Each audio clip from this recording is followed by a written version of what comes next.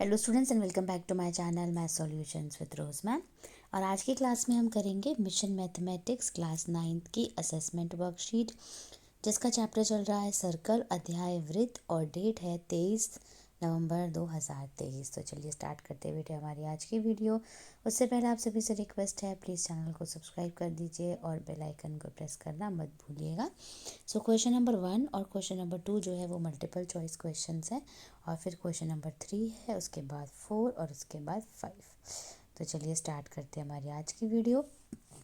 Question number 1 से, which is the longest chord of the circle. वृत्त की सबसे बड़ी जीवा कौन सी होती है? तो इसका सही उत्तर है डायमीटर, यानी हिंदी में हम व्यास बोलेंगे। तो ए करेक्ट आंसर है। दूसरा है the sum of each pair of opposite angles of a cyclic quadrilateral. जो आमने सामने के एक चक्रीय चतुर्भुज में सम्मुख कोणों के हर एक युग्मों का योग जो है वो कितना होता है? 180 डिग्री होता है। तो डी ऑप्शन करेक्ट है। इसके बाद आते हैं बेटे थर्ड क्वेश्चन पे। Prove that the equal chords of a circle subtend equal angles at the centre. सिद्ध कीजिए कि वृत्त की समान जीवाएं केंद्र पर समान कोण बनाती है। तो बेटे ये जो क्वेश्चन है आपका बुक का आपके बुक का टेक्स्ट बुक का क्वेश्चन है। तो चलिए इस क्वेश्चन को भी हम सॉल्व कर लेते हैं, क्वेश्चन नंबर 3 को।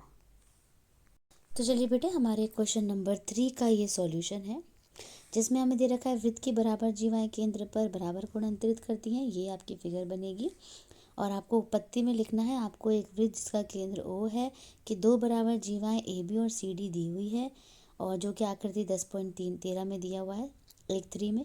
जब तथा आप सिद्ध करना चाहते हैं एंगल ए ओ बी बराबर एंगल सी ओ डी। त्रिभुजों दो ले लीजिए, एक ए ओ बी ले लीजिए, सी ओ डी ले लीजिए। ओ ए ओ सी के बराबर होगा, वृत्त की त्रिज्याएं हैं। ओ बी ओ डी के बराबर होगा, ये भी वृत्त की त्रिज्याएं हैं। और ए बी सी डी के बराबर है क्योंकि ये दिया हुआ है, ठीक है।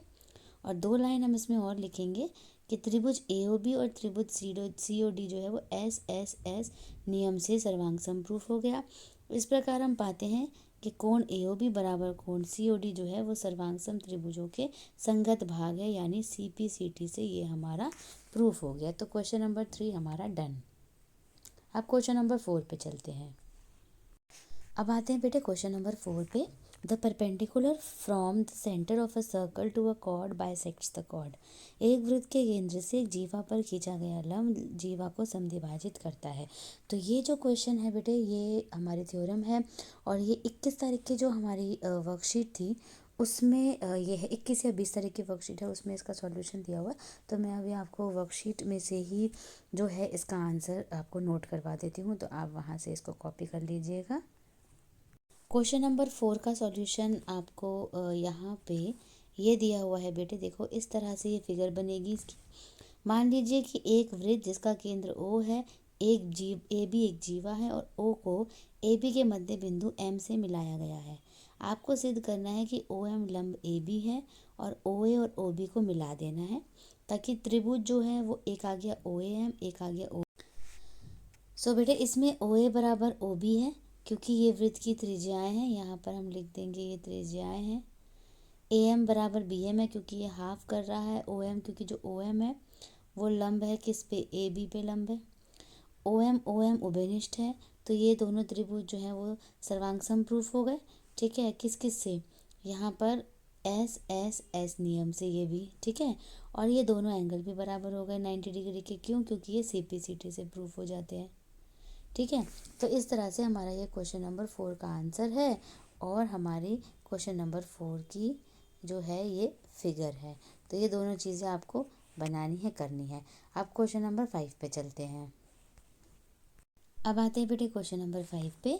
इन the given figure angle D A B 60 degree दिया हुआ है, angle A B D 50 degree दिया हुआ है, ए सी भी आपको निकालना है, यानी ये वाला एंगल निकालना है, ठीक है। तो देखिए इसको सॉल्व करेंगे। एक हो गया बेटे आपका angle A plus angle B plus angle D जो है ये आपका 180 डिग्री का हो गया। सम ऑफ ऑल एंगल्स होता है, सम ऑफ ऑल थ्री एंगल्स। ए है आपका 60, बी आपका 50 है, डी नहीं पता आपको, और ये हो गया 180, ठीक है। इन दोनों को ऐड किया 110 plus angle D is equal to 180। और एंगल डी जो है वो हो जाएगा आपका 180 माइनस 110, तो माइनस करेंगे तो कितना आ जाएगा 70 डिग्री। यानी ये जो डी है एंगल 70 डिग्री है। अगर डी 70 है बेटे तो सी भी 70 होगा। क्यों होगा? क्योंकि एंगल्स जो हैं वो सेम सेगमेंट में बने हुए हैं, है ना, सेम सेगमेंट में बने हैं।